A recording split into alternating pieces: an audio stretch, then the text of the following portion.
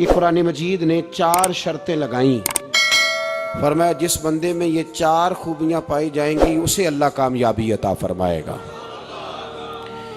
मुसलमान की सोच के खिलाफ है ये बात, ये कुरान की फिक्र के खिलाफ है कि अपनी फिक्र करो। बर्मा के लिए, कश्मीर के लिए, फ़लस्तीन के लिए बात ना करो, अपनी फिक्र करो। ये कुरान की सोच के खिलाफ है, ये कुरान के पैगाम के खिलाफ है।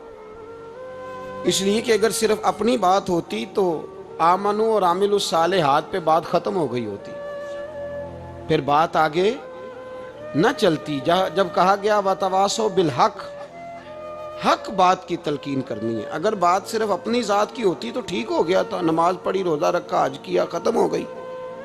लेकिन मेरे नबी पाक सल्लल्लाहु ताला अलैहि वसल्लम ने इरशाद फरमाया, एक बस्ती में 2, 3, 4 नेक लोग रहते थे।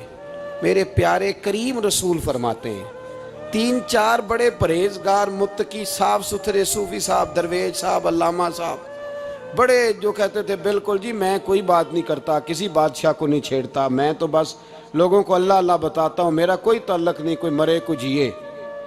बड़े नेक, साफ सुथरे, परहेजगार। बाकी सारी बस्ती गुनाह करती थी। नबी पाक अलैहिस्सलाम फरमाते हैं रब करीम ने कुछ अरसे तक मोहलत दी, फिर मशीयत खुदाबंदी, अल्लाह का कानून हरकत में आया तो कहा जिब्रील सारी बस्ती तबाह कर दो, तबाह कर दो। अल्लाह मोहलत देता है, मोहलत देता है। हम लोग समझते हैं नहीं नहीं हमारी सियासी चालें सही चल रही हैं, अल्लाह मोहलत देता है।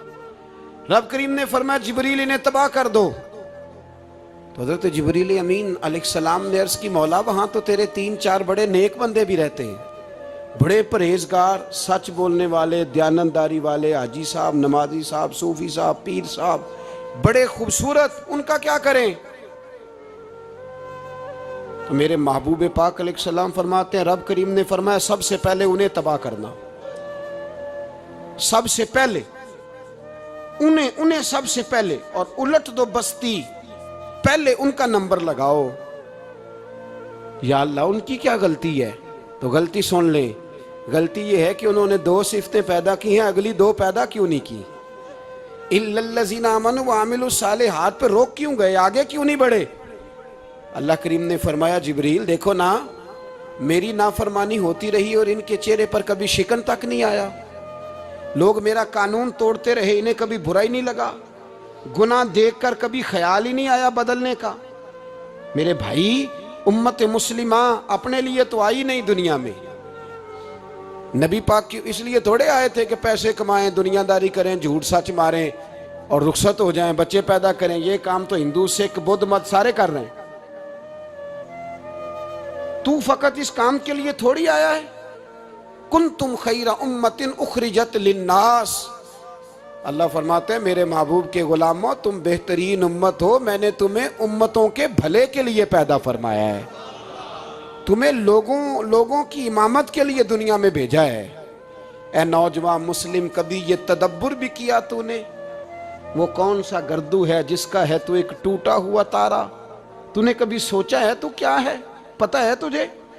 रोजी कमाओ, रोटी कमाओ, और अब तो बहुत सारे लोग झूठ की दुनिया में जिंदा हैं, झूठ बोलते हैं अपने आप के साथ भी, दाएं बाएं फ्रॉड कर रहे हैं अपनी जात के साथ, खौल बना लिया उसमें बंद हो गए, बाहर ही नहीं निकल। अपने मुल्क की सोचो, अपनी बात करो। अल्लामा इकबाल ने पता क्या कहा था? इकबाल ने, ये सुनो, जो लोग कहते हैं पहले पाकिस्तान, बर्मा के मुसलमान बाद में, कश्मीर के मुसलमान पहले सुनो इकबाल क्या कहते हैं। इकबाल कहने लगे इन ताज़ा खुदाओं में बड़ा सबसे वतन है, इन ताज़ा खुदाओं में बड़ा कौन है? वतन की मोहब्बत ईमान का हिस्सा, इसमें शक नहीं। लेकिन अगर इस्लाम से पहले वतन आ गया तो इकबाल कहते हैं इन ताज़ा खुदाओं में बड़ा सबसे वतन है, और जो पैरहन इसका है वो मजहब का कफन है। फरमाते हैं जो वतन ओढ़ लेता है उसने अपने मजहब को दफन कर दिया। सबसे पहले पाकिस्तान नहीं, सबसे पहले रसूलुल्लाह का दीन है, सबसे पहले कुरान है, सबसे पहले नबी पाक का फरमान है, सबसे पहले उम्मत मुस्लिमा है। इन ताज़ा खुदाओं में बड़ा सबसे वतन है, जो पैरहन इसका है वो मजहब का कफन है। और इकबाल कहने लगे कौम मजहब से है, मजहब जो नहीं तुम भी नहीं। कौम मजहब से है, मजहब जो नहीं। कोई नहीं समझ आ रही है आपको मेरी बात? कौम किससे है? पाकिस्तानी होने से, पंजाबी होने से, सिंधी बलोची पठान होने से ना। कौम मजहब से है, और मजहब जो नहीं तुम भी नहीं। ये कैसे हो सकता है कि मजहब ना हो और बंदा जिंदा रहे? ये कैसे हो सकता है भाई? काफिर ने असल में, मैं जाग ही नहीं रहा, मैं जागता ही नहीं। मैं जेब की सोचता हूँ, मस्जिद की सोचता हूँ, खानका की सोचता हूँ, मदरसे की सोचता हूँ, दुकान की। सारा दिन तो इस चक्कर में लगा रहता हूँ लोगों को साबित करने में कि मैं सही हूँ बाकी गलत है। मैं तो अपनी जात के खौल से उठ ही नहीं रहा। और मुझे ये अंदाजा ही नहीं कि लीबिया सारा कट गया, मिस्र के टुकड़े टुकड़े हो गए। मुझे पता ही नहीं कि शाम, जिसके बारे में मेरे नबी पाक अलैहिस्सलाम ने फरमाया मक्के और मदीने के बाद अल्लाह ने सबसे ज्यादा बरकतें मुल्क शाम में रखी है। और हुजूर ने फरमाया जिसने हिजरत करनी हो वो शाम जाए। इतना आला मुल्क सारा कट गया। 4-4 हजार लोग एक एक दिन में कत्ल हो गए।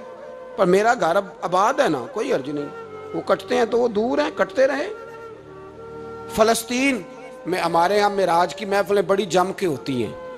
सारे लोग पढ़ते हैं सुभान अल्लाज़ी असरा बिअब्दिही लैलन मिनल मस्जिदिल हराम इलल मस्जिदिल अक्सा। इन्हें पूछो रोज कुरान मजीद में मस्जिद अक्सा का नाम लेने वालों, तो मस्जिद अक्सा कहते हो तो तुम्हें अल्लाह कितनी नेकियां अता करता है? बताओ तो सही मस्जिद अक्सा किधर है? और अब तो मेरी तरह के मौलवी आदि हदीस सुनाते हैं, कहते हैं मस्जिद नबी में एक नमाज पढ़ो तो 50,000 का सवाब, हरम शरीफ में पढ़ो तो 1 लाख का सवाब। मौलाना हदीस यहां से शुरू नहीं होती। खोलो तो सही कंजुल माल, पढ़ो मुस्नद इमाम मोहम्मद बिन हंबल, हदीस तो यहां से शुरू होती है। मेरे नबी पाक ने फरमाया मस्जिद अक्सा में जिसने एक नमाज पढ़ी 25,000 का सवाब, और मेरी मस्जिद में जिसने एक नमाज पढ़ी 50,000 का सवाब, और अल्लाह के घर बैतुल्लाह जिसने पढ़ी 1 लाख का सवाब। मस्जिद अक्सा का तो जिक्र ही छोड़ गया है। क्यों? वो मस्जिद जिसकी तरफ मुंह करके 15 साल मेरे नबी पाक ने नमाज अदा की। किसने? बोलिएगा। 15 साल तक, 2 हिजरी में 13 साल मक्के में, 2 साल मदीने में, मस्जिद अक्सा की तरफ जिधर मुंह करके तेरे और मेरे रसूल नमाज पढ़ते रहे। आज वह मस्जिद यहूदी के कब्जे में है। कई जुमे ताला रहता है, वहां नमाज नहीं पढ़ने दी जाती। मुझे क्या लगे इस बात से? मेरी मस्जिद में थोड़ी लगा हुआ है। ऐसी हवा चली है कि हर शख्स सोचता है तमाम शहर जले बस एक मेरा घर न जले। भाई ये वो दौर है जिस दौर में जरा सी भी किसी शख्स को तकलीफ होती है तो आलमी मीडिया पे बात जाती है, मोबाइल जेबों में फौरन तस्वीरें कैश होती हैं। मैं और आप, हमारा उस कौम से ताल्लुक है जिस कौम के बच्चे कट गए, ज़िबा हो गए, औरतों के पिस्तान काट के बर्मा के बुद्धों ने उनके कबाब बना के खा लिए, छोटे छोटे बच्चों की लाशें उन्होंने लटका डाली। और यहाँ मैं हुकूमत की क्या बात करूं, यहाँ किसी सियासतदान को मक्खी काट जाए तो हमारे फट्टे आबाद हो जाते हैं बहस करने के लिए। हमारे अपने लोग, आम आदमी नहीं बात करता, आम आदमी नहीं निकलता, आम शख्स को फिक्र खत्म हो गई। मेरी भाई सबसे बढ़कर बेहतरीन मस्जिद के खतीब इमाम हुसैन थे। मस्जिद नबी से बड़ी भी कोई मस्जिद होगी जिस मिंबर पर रसूल पाक बैठ के खुतबा दिया करते थे? और मेरे मुस्तफ़ा के आस्ताने से बड़ा भी कोई आस्ताना होगा जिसकी सज्जादगी इमाम हुसैन के पास थी? कहते हैं हमारा क्या ताल्लुक, हमें क्या लगे, जो मर्जी होता फिरे। इमाम अली मकाम आराम से मस्जिद नबी में बैठे थे। जमाना पूरी दुनिया से जाता था, हाथ चूमता था, कदमों में बैठता था। इतने बड़ी अजमत वाली भी कोई शख्सियत होगी जिसके रगों में रसूलुल्लाह का खून दौड़ता है, जिसे हुजूर अपनी जुबान मुबारक इस तरह वो चूसा करते थे जैसे अरब के लोग प्यास के आलम में खजूर चूसा करते थे। इतना बड़ा भी कुछ शख्स था। लेकिन जब दीन पे कड़ा वक्त आया तो हुसैन ने मस्जिद की खिताबत नहीं बचाई, आस्ताना नहीं बचाया।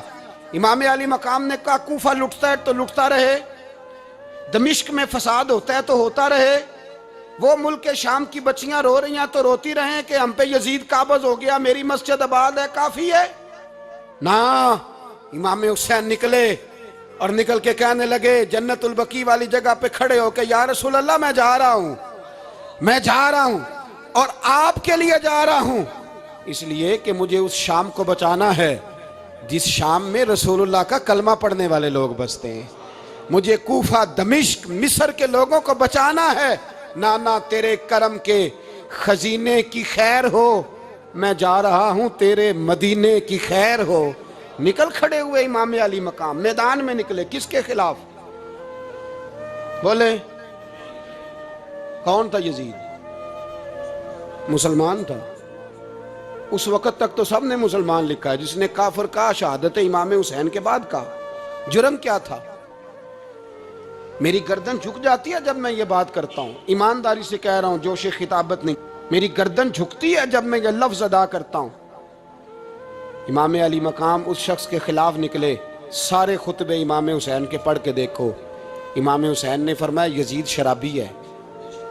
शराबी मुसलमानों का हुक्मरान हो सकता?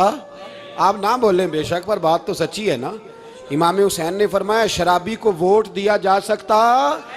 फरमाया रंडियों का नाच देखता है जो मुजरे देखे, जो रंडियों के नाच देखे वो मुसलमानों का हुक्मरान हो सकता?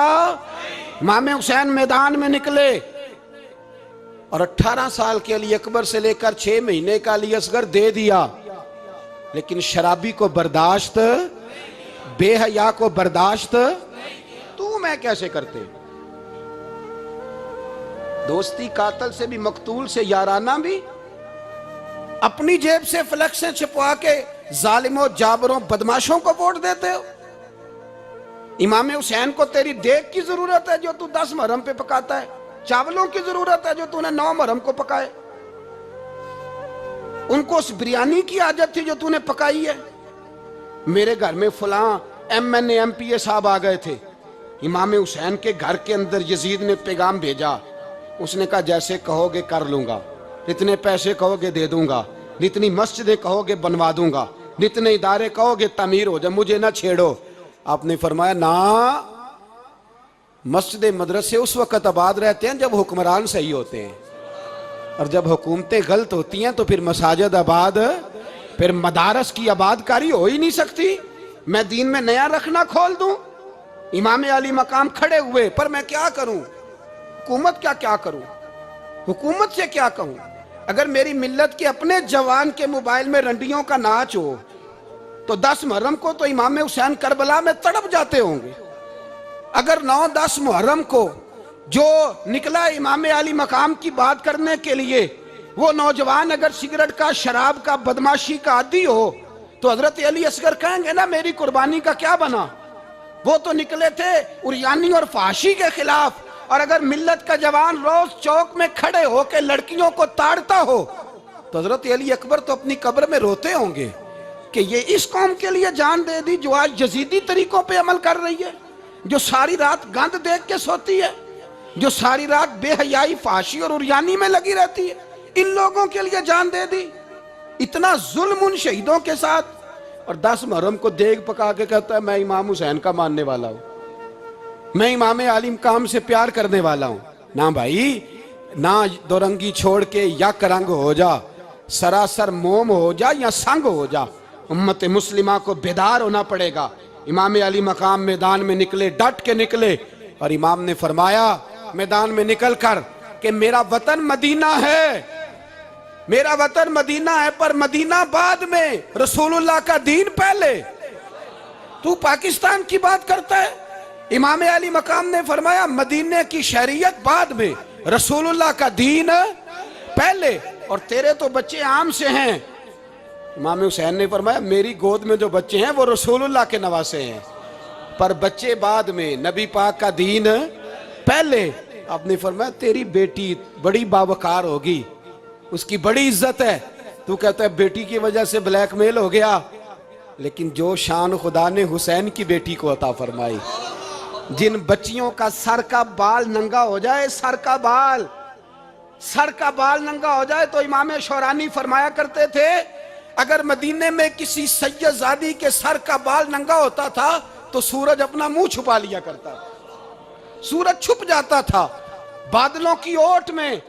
और मदीने वाले समझ लेते थे कि घर में काम करते करते किसी सैयदजादी के सर का कोई बाल नंगा हो गया। उन शहजादियों का इतना वकार। पर इमाम अली मकाम ने फरमाया बेटियों की फिक्र बाद में, रसूलुल्लाह का दीन पहले।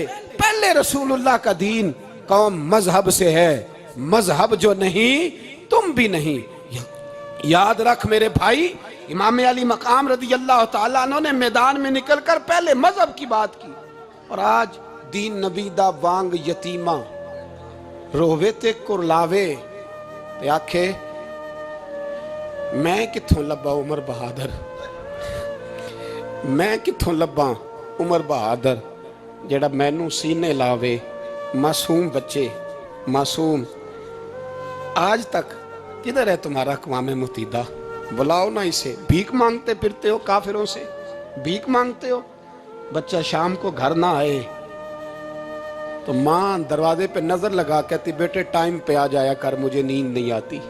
वक्त पे। बर्मा की उस माँ से भी जाके पूछो जिसका बच्चा पलट के आया ही कोई नहीं, आया ही नहीं, उससे भी पूछो। बच्चे ने आधी रात को रोटी मांग ली तो फालज ज़्यादा माँ, उसको फालज था, वो रेंगती हुई उठी और उसने अपने लाल को रोटी पका के दी। बाप कहता रहा चल छोड़, सो जा बेटे तेरी अम्मा। उसने कहा नहीं मुझे नींद नहीं आती, बेटा भूखा है। उस माँ से भी कभी पूछ, उस माँ से जो बांग्लादेश के खेमे में बैठी है। तो BBC लंदन का रिपोर्टर कहता है कि तेरी ख्वाहिश क्या है? कहती कोई भी नहीं, चलो 2 दिन के बाद ही सही मेरे बेटे को एक रोटी दे जाया करो। ये रोटी मांगता है मुझसे, मैं किधर से लाऊं? ये लवारस कौम है, मैं हुक्मरान से जाके बात करूं? जब मेरा अपना नमाजी मुसलमान कहता है पहले पाकिस्तान के बच्चे तो पाल लो। मेरे भाई तुझे खबर ही नहीं, ये तो जाना तो कभी गुंबद खजरा पे तो मेरे मुस्तफ़ा ने फरमाया मन अज़ा मुस्लिम फ़क़द अज़ानी। फरमाया जब मेरा मुसलमान तकलीफ में होता है तो मैं गुंबद में तकलीफ में होता हूँ, मुझे दर्द होता है, मुझे अजियत होती है। पूछ जाके महबूब पाक से। मेरे अजीज, किसी को गम ही नहीं इन लोगों का, किसी को परवाह ही नहीं, कुछ सोचता ही नहीं इनके बारे में। मैं अपने घर में मस्त हूँ, आप अपने घर में मस्त हैं। मेरे रसूलुल्लाह की उम्मत लुट गई सारी, जगह जगह तबाही। 1 इंच धरती पर जमीन ऐसी नहीं जो काफिर की हो और खून बहता हो। एक रेमंड डेविस अमरीकी कुत्ता यहाँ बंद था मुसलमानों के कत्ल में। उन्हें अपनी कौम की इतनी फिक्र थी, वो रातों रात छुड़ा के ले गए। लेकिन मेरी और तेरी बहन आफिया सिद्दीकिया सालों से बंद है। तड़प के पूछा है मुसलमानों ने कि उसकी गलती तो बताओ, उसका कसूर नहीं पर वो बंद है। कोई नहीं बात करने वाला, कोई नहीं। मस्जिद जाने, जुमा तो पढ़ाना है, उसमें गर्ज नहीं, दर्द है कि नहीं क्या, उसमें तो इतना पता है 1 घंटे तकरीर है करनी है। पीर साहब सुबह से शाम तक तावीज़ लिखते, सियासतदान सुबह से शाम तक जनाजा भी तब पड़ता है कि मुझे वोट मिलेंगे। ताजर कहता है बस दुकान चलनी चाहिए, मर जाए मेरी तरफ से सारी दुनिया। बस करो, इस खौल से बाहर निकलो। ए नौजवान मुस्लिम, कभी ये तदब्बुर भी किया तूने? वो कौन सा गर्दू है जिसका है तू एक टूटा हुआ तारा? तूने सोचा ही नहीं कभी? तुझे कभी खबर ही नहीं हुई कि ये किस कदर बड़ा काम था? मेरे रसूल पाक सल्लल्लाहु अलैहि वसल्लम के गुलामों जागो। मैं दुआई देता फिरता हूँ, मैं कहता हूँ जट बन के बड़ा जी लिया, बट राई अंसारी बन के बड़ा जिया। बस कर दो, बस कर दो। अब मुसलमान बन के जीना सीखो। अब अपनी पहचान रसूलुल्लाह की गुलामी बनाओ। अब कहो पहले दीन, बाकी हर चीज बाद में। बस करो, बहुत हो चुका हमारे साथ, अब थोड़ा जागो। मैं बहुत सारी बातें दिल में लेके आया था जो आपसे करनी थी, पर ये लफ्ज हैं कि टूटते ही जा रहे हैं। बात है कि सिमत का तायुन ही नहीं हो पा रहा। मेरे भाई, मैं तो कभी कभी सोचता हूँ लगता है रब भी नाराज हो गया है और हमें मनाने का तरीका भी भूल गया है। ना हमारी मस्जिदों में तहज्जुद पढ़ी जाती है, ना किसी को नमाज तौबा याद रही, ना कोई इस्तिस्का वाला है, कोई नहीं। जो पीर साहब के पास जाके बैठता है थपकी देते हैं, कहते हैं जा तेरा काम हो जाएगा, मौज कर। कभी नहीं को कहता तौबा भी कर, इस्तिगफार भी पढ़, ये दाढ़ी पूरी कर, दीन रसूलुल्लाह का इसकी तरफ तू तवज्जो कर। कोई तबलीग ही नहीं करता, सारे फूका फाकी पे लग गए हैं। कोई ख्याल ही नहीं आ रहा किसी शख्स को कि हमारी तबाहियों का सबब क्या है। कि इलाका तक का बरस फतह हुआ, तमाम लोग नारे लगा रहे हैं। हजरत अबू ज़र गिफारी कोने में बैठ के रोने लग गए। मुसलमानों को फतह मिली, सब लोग नारे लगा रहे हैं, खुशी हो रही है कि इलाका फतह हो गया। हजरत अबू ज़र गिफारी रोने लगे और तड़प के रोए। लोगों ने कहा अबू ज़र क्यों रोते हो? आप फरमाने लगे ये लोग बरसों से काबज थे इस शहर पर, ये जिन लोगों से आज हमने लिया है ये बरसों से, दिल के कानों से खुल सुनने वाली बात है। फरमाने लगे ये बरसों से काबज थे, इन्होंने अल्लाह की नाफरमानी की है तो आज इलाका इनके हाथों से निकल गया है। मैं रो इसलिए रहा हूं कि खुदाया कहीं हमसे भी नाफरमानी ना हो और ये हमारे हाथों से भी ना निकल जाए। शाम निकल नहीं गया हमारे हाथों से, लीबिया निकल गया, मिस्र निकल गया, इराक निकल गया, अफगानिस्तान निकल गया। और अगर देखो तो बिला वास्ता हर जगह काफर का डेरा। वो रो रहे हैं, कहते हैं जब कौम अल्लाह की नाफरमानी करती है तो इलाके निकल जाते, तड़प रहे हैं। मुझे कोई फिक्र नहीं, कोई नहीं रोया मिस्र के जाने पर, कोई नहीं रोया लीबिया की तबाही पर, शाम के बच्चों पे कोई नहीं रोया। हम लोग यहाँ ईद मनाते रहे, ईद पर लोग नए कपड़े लेते रहे और बर्मा के मुसलमानों को कफन तक नसीब ना हुआ। कोई नहीं तड़पा इन लोगों पर, किसी को ख्याल नहीं आया। साहब इमाम अली मकाम की फिक्र को समझो, इस पर गौर करो, बस कर दो, नींद बड़ी लंबी हो गई, अब उठो इस बेदारी से, उठो। जब कौमें नाफरमानी करती हैं तो मुल्क छिन जाते हैं और काफर बारी बारी करके बारियां लगा रहा है, बारी बारी। तुम्हें कई दफा धमकियां दे चुका है, वो तुम्हारा नंबर कई दफा लगा चुका है। अब ख्वाबे गफलत से उठ जाओ, आग पैरों तक आ गई है, ऐसा ना हो जला डाले सारा कुछ। हजरत सैयदना अबू ज़र गिफारी रो के फरमाया करते थे जब तुम नाफरमानियां करोगे तो इलाके तुम्हारे हाथों से निकल जाएंगे। सो निकल गए, निकल गए। गौसे आजम के बगदाद पे कई दफा बम गिरे, मौला अली शेर खुदा का शहर नजफ कई दफा बम की नजर हुआ, इमाम अली मकाम के करबला में अब तक कई दफा जंगें हो चुकी, इसलिए कि हम नाफरमानी करते हैं, इलाके छिन जाते हैं। दूसरी बात यह कि फिर हमें वो तरीका भी नहीं आता जिससे रब को मनाया जाता है। आप यकीन करें, मुसलमान पे एक 5 वक्त की नमाज है, वो भी बोझ है। 2.5 घंटे की तकरीर और 5 मिनट की जमात में लोग भागते फिरते हैं, बड़ा मुश्किल है। आज तक मुसलमान एक 5 वक्त नमाज पढ़ने के लिए बहाने ढूंढ रहा है अभी तक। तो वो मुसलमान कहां से आएंगे जो रात को रोया करते थे, रातों को उठ के रोते थे तो सवेरे अल्लाह काफिर के मुकाबले में इतनी मदद करता था, इतनी मदद करता था कि 10 मुसलमान लाखों को भगा दिया करते थे। इसलिए कि मदद किसकी शामिल होती थी? बोल के बताइए, कौन मदद करता था? क्योंकि देखे ना, ये हमें तरीका बताया नबी पाक ने। अल्लाह हुजूर से राजी था कि नहीं? यार इस पे जल्दी जल्दी बोलो। अल्लाह राजी था ना? तो बदर की रात हुजूर क्या करते रहे सारी रात? ही साथ नहीं था अल्लाह? वो तो वहां से फरमा रहा है गारे सौर से, इन अल्लाह माना। महबूब कह दे कि अल्लाह तेरे साथ है। वहां थे महबूब कह रहे हैं अल्लाह हमारे साथ है। वहां से अल्लाह साथ था, पर सारी रात, बदर की सारी रात। और दुआ का रंग क्या था?